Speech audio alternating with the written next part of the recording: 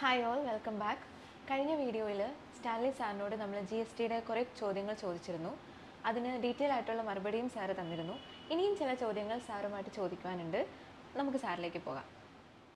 സർക്കാർ സ്ഥാപനങ്ങളുമായിട്ട് നമ്മൾ ഡീൽ ചെയ്യുന്ന അല്ലെങ്കിൽ കച്ചവടം ചെയ്യുന്ന സമയത്ത് ഇൻകം ടാക്സിൻ്റെ TDSഉം ഉണ്ട്, അതുപോലെ തന്നെ GSTയുടെ TDSഉം ഉണ്ടെന്നുള്ളതാണ് എൻ്റെ ഒരു അറിവ്. അപ്പോൾ ഇതെങ്ങനെ, ഇത് രണ്ടും വരുമോ? രണ്ടിൻ്റെയും TDS വരുമോ? അതിനെക്കുറിച്ച് എന്താണ് സാറിന് പറയാനുള്ളത്?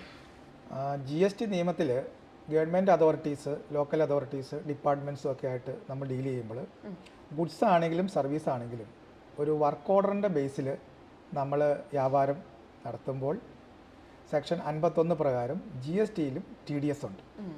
അത് 1%. അപ്പം നമുക്ക് പൈസ തരുന്ന മുറയ്ക്ക് 1% GSTയുടെ TDS പിടിച്ച് അവരുടെ പോർട്ടലിൽ അവരുടെ റിട്ടേൺ അവർ ഫയൽ ചെയ്യും. അതിൻ്റെ ബേസിൽ ഈ സർവീസ് പ്രൊവൈഡർ അല്ലെങ്കിൽ സപ്ലയർ ആരാണോ ഗുഡ്സ് അല്ലെങ്കിൽ സർവീസ് കൊടുക്കുന്നത് അവർക്ക് അതിൻ്റെ ക്രെഡിറ്റും കിട്ടും. നിങ്ങൾക്കറിയായിരിക്കും, ഇൻകം ടാക്സ് നിയമത്തിലെ സെക്ഷൻ 194C പ്രകാരം കോൺട്രാക്റ്റ് വർക്ക് ആണെങ്കിൽ നമുക്ക് ഈ TDS പിടിക്കും, ഇൻകം ടാക്സ്.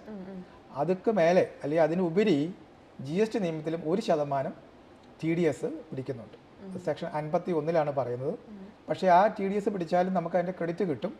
ഏറ്റവും ഇമ്പോർട്ടൻ്റ് ഒരു കാര്യം, ആ ട്രാൻസാക്ഷൻ വാല്യൂ, ഈച്ച് വാല്യൂ എന്ന് പറയുന്നത്, എന്ന് പറഞ്ഞാൽ ഈച്ച് പർച്ചേസ് ഓർഡറോ അല്ലെങ്കിൽ വർക്ക് ഓർഡറിൻ്റെ വാല്യൂ 2.5 ലക്ഷത്തിൽ കൂടിയാൽ മാത്രമാണ് ഈ TDS ബാധകമായിട്ടുള്ളൂ. ഒരു ഉദാഹരണം പറഞ്ഞാൽ 1 ലക്ഷം രൂപയുടെ ഒരു കോൺട്രാക്റ്റ് വർക്ക് ചെയ്തു ഗവൺമെൻറ്റിന്, നിങ്ങൾക്ക് അതിൻ്റെ അകത്ത് GSTയുടെ TDS പിടിക്കില്ല, ഇൻകം ടാക്സ് TDS മാത്രമേ പിടിക്കൂ. 2.5 ലക്ഷത്തിൽ കൂടുന്ന ഒരു വർക്ക് ഓർഡറോ പർച്ചേസ് ഓർഡറോ വന്നു കഴിഞ്ഞാൽ നിശ്ചയമായിട്ടും 1% TDS പിടിക്കും. അത് 0.5% സെൻട്രൽ GSTയും 1% സ്റ്റേറ്റ് GSTയുമായിരിക്കും. ഇതാണ് 2 ടൈപ്പ് ഓഫ് TDSഉം എപ്പോൾ അത് ബാധകമാകുന്നു എന്നുള്ളതിൻ്റെ ഉത്തരവ്. സാർ, ഒരു ചെറുകിട വ്യാപാരിക്ക് ബിസിനസ് ചെയ്യാൻ GST രജിസ്ട്രേഷൻ നിർബന്ധമാണോ? അതേപോലെ GSTയുടെ പ്രിലിമിനറി കാര്യങ്ങൾ എന്തൊക്കെയാണ്? ബിസിനസ് ചെറുതായിട്ടാണെങ്കിലും തുടങ്ങുമ്പോൾ നമ്മൾ ബുക്സ് ഓഫ് അക്കൗണ്ട്സ് വളരെ നിർബന്ധമായിട്ടും നമ്മൾ സൂക്ഷിക്കണം. ഏത് ബിസിനസ് ആണെങ്കിലും ബുക്കും പുസ്തകവും കമ്പൽസറി ആയിട്ട് നമ്മൾ എഴുതി സൂക്ഷിക്കണം. ഈ രജിസ്ട്രേഷൻ്റെ ഏറ്റവും വലിയ ഇമ്പോർട്ടൻ്റ് ക്രൈറ്റീരിയ എന്ന് പറയുന്നത് ടേൺ ഓവറാണ്. ഇപ്പോൾ ഒരു ചെറിയ കട തുടങ്ങുമ്പോൾ, ഇപ്പോൾ ഒരു സ്റ്റേഷനറി കടയാണെങ്കിൽ പോലും ആ കട തുടങ്ങുമ്പോൾ ടേൺ ഓവറിൻ്റെ ബേസിസിലായിരിക്കും രജിസ്ട്രേഷൻ വരുന്നത്. അത് ഗുഡ്സ് ആണെങ്കിൽ 40 ലക്ഷവും സർവീസ് ആണെങ്കിൽ 20 ലക്ഷവുമാണ് ഒരു സാമ്പത്തിക വർഷം ടേൺ ഓവറിൻ്റെ പരിധി. ഈ പരിധിക്ക് മുകളിലായിട്ട് വരുമ്പോൾ തീർച്ചയായിട്ടും നമ്മൾ രജിസ്ട്രേഷൻ എടുക്കണം. ഇതുമായി ബന്ധപ്പെട്ട് ഒരു പ്രൊപ്പറേറ്റർ ആണെങ്കിൽ അവരുടെ പാനും ആധാറും ബിൽഡിംഗ് ടാക്സ് റെസിപ്റ്റും ഒരു ട്രേഡ് ലൈസൻസും ഉണ്ടെങ്കിൽ ബാങ്ക് അക്കൗണ്ട് ഡീറ്റെയിൽസും കൊടുത്തു കഴിഞ്ഞാൽ നമുക്ക് ഓൺലൈനായിട്ട് തന്നെ രജിസ്ട്രേഷൻ അപ്ലൈ ചെയ്യാം. ഓഫീസർ മിക്ക സിറ്റുവേഷനിലും ഒരു ഇൻസ്പെക്ഷൻ നടത്തും. ഒരാഴ്ചയ്ക്കുള്ളിൽ സാധാരണഗതിയിൽ നമുക്ക് GSTN നമ്പർ കിട്ടും. സർവീസ് ആണെങ്കിൽ 20 ലക്ഷം, ഗുഡ്സ് ആണെങ്കിൽ 40 ലക്ഷം. അപ്പോൾ ചെറുകിട ബിസിനസ്സുകാർ നിർബന്ധമായിട്ടും എപ്പോഴാണ് ഈ ടേൺ ഓവർ അച്ചീവ് ചെയ്യുന്നത് എന്നുള്ളത് വളരെ ഇമ്പോർട്ടൻ്റ് ആയിട്ടുള്ള കാര്യമാണ്. അതുകൊണ്ടാണ് ഞാൻ ആദ്യം പറഞ്ഞതുപോലെ ബുക്സ് സൂക്ഷിക്കണം. ഒരു ബുക്ക് സൂക്ഷിച്ച് സെയിൽ നടത്തി ഒരു 38 ലക്ഷം രൂപ ആകുന്നു, അപ്പോൾ 40 ലക്ഷം ആ സാമ്പത്തിക വർഷം വരുമെന്ന് കരുതിയാൽ നിർബന്ധമായിട്ടും രജിസ്ട്രേഷൻ എടുക്കണം. പലരുടെ ഒരു സംശയമുണ്ട്, രജിസ്ട്രേഷൻ എടുത്ത അടുത്ത വർഷം എനിക്ക് ടേൺ ഓവർ 20 ലക്ഷം ഉള്ളുവെങ്കിൽ ഗുഡ്സിന് GST അടയ്ക്കണമെന്ന്.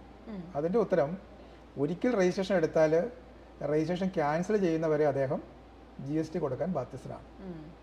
ഇതാണ് രജിസ്ട്രേഷനും അതിനോടനുബന്ധിച്ചുള്ള കംപ്ലയൻസസ്. സാർ, ഈ ഓട്ടോമൊബൈൽ ഡീലേഴ്സ് കാറുകൾ ഡെമോയ്ക്ക് വേണ്ടി കൊണ്ടുവന്ന് പ്രദർശനം നടത്തിയാണ് അവർ കച്ചവടം ചെയ്യുന്നത്.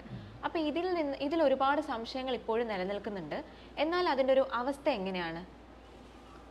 നിങ്ങൾ ചോദിച്ചതിൽ നിന്ന് വ്യക്തമാകുന്നത്, ഈ ഓട്ടോമൊബൈൽ ഡീലർമാർ കച്ചവടം പിടിക്കാൻ വേണ്ടി കമ്പനിയിൽ നിന്നും കാറുകൾ കൊണ്ടുവന്ന് ഡെമോൺസ്ട്രേഷൻ വയ്ക്കും. അതെ. അപ്പോൾ വരുന്ന കസ്റ്റമേഴ്സ് അത് ഓടിച്ച് നോക്കി അതിൻ്റെ ക്വാളിറ്റിയും എഫിഷ്യൻസിയും നോക്കി ഇഷ്ടപ്പെട്ടാൽ മാത്രമേ ബുക്ക് ചെയ്യത്തുള്ളൂ. GST നിയമത്തിൽ 2017 ഇത് നിയമം പ്രാബല്യത്തിൽ വന്നപ്പോൾ വളരെ കൺഫ്യൂഷൻസ് ഉണ്ടായിരുന്നു. അപ്പോൾ അതുമായി ബന്ധപ്പെട്ട് പല ഡീലർമാരും ഇതിനൊരു ക്ലാരിഫിക്കേഷൻ പോയി. നിങ്ങൾക്കറിയാം, അഡ്വാൻസ് റൂളിംഗ് എന്ന് പറയുന്നതാണ് ക്ലാരിഫിക്കേഷൻ.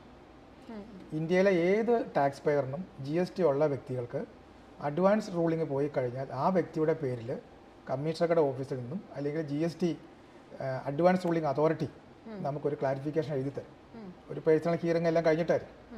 അപ്പോൾ നമ്മുടെ ഗ്രീവൻസ് അല്ലെങ്കിൽ ക്ലാരിഫിക്കേഷൻ ചോദിച്ചാൽ അതിനൊരു ഉത്തരം തരുന്നു.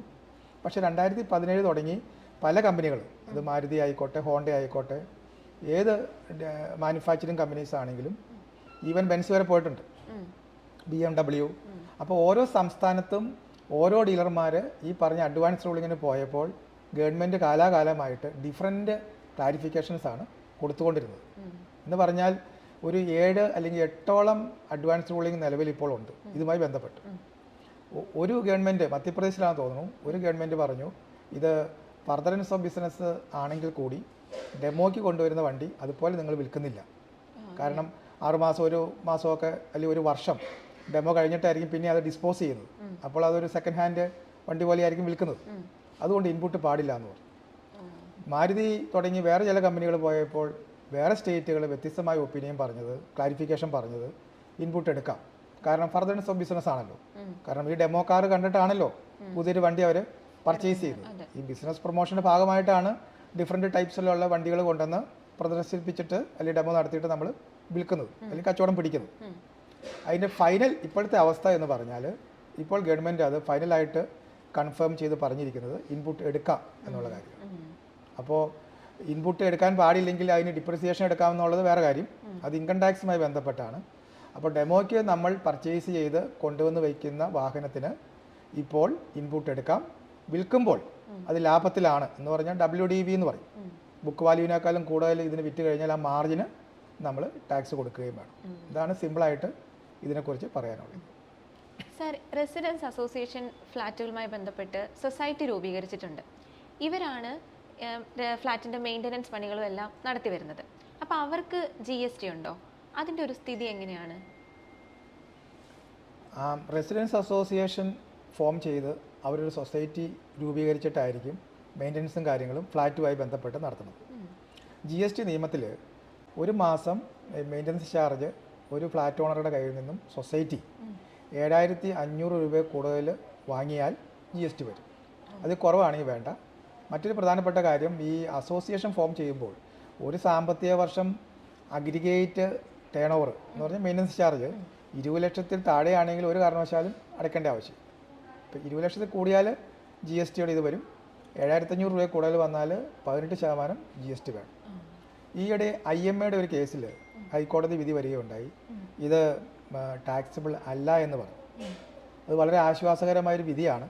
പക്ഷേ ഇതിനെക്കുറിച്ച് ഇപ്പോൾ പല കൺഫ്യൂഷനും സൊസൈറ്റിയിൽ ഉള്ളത്. കാരണം കേരള ഗവൺമെൻറ് നടത്തിയ ഒരു ഓർഡറാണ്, കേരള ഹൈക്കോടതിയുടെ ഒരു വിധിയാണ്, മറ്റുള്ള സംസ്ഥാനത്തൊന്നും വന്നിട്ടില്ല. ഡിപ്പാർട്ട്മെൻറ്റ് ഇതിനെ ചലഞ്ച് ചെയ്തുകൊണ്ട് സുപ്രീം കോടതിയിലെല്ലാം പോകുന്നു എന്നാണ് എനിക്കറിയാൻ സാധിച്ചത്.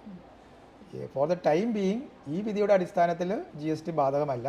കേരള കോടതി പറഞ്ഞിരിക്കുന്നത് ഇത് സെൽഫ് സർവീസാണ്, ഇതിൻ്റെ അകത്തൊരു സപ്ലൈ ഇല്ല, അത് GSTയുടെ നിയമത്തിൽ കൊണ്ടുവരുന്നതും ശരിയല്ല, കോൺസ്റ്റിറ്റ്യൂഷണൽ അല്ല എന്നുള്ള രീതിയിലാണ് പറഞ്ഞു വെച്ചിരിക്കുന്നത്.